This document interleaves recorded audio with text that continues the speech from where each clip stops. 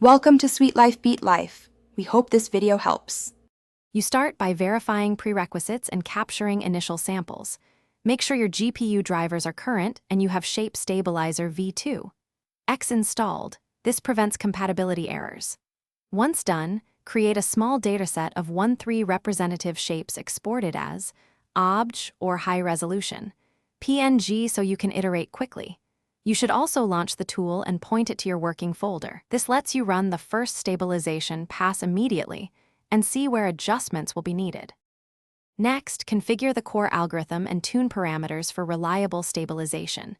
You set the mode to Advanced, reduce smoothing to between 0, 5 and 0, 8 for natural motion, and lower responsiveness to about 0, 2 to avoid overshoot. Then, enable vertex lock on critical edges and preserve UV coordinates so details remain intact. That prevents texture drift.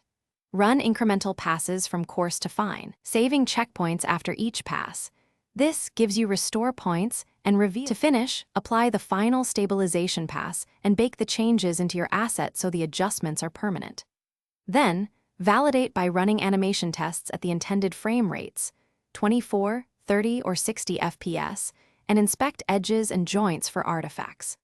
If you spot jitter or shrinkage, revert to the nearest checkpoint, lower responsiveness modestly, and rerun the fine pass focusing on the problematic region. This targeted retry resolves most issues.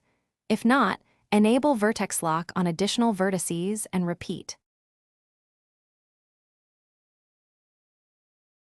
Thanks for watching.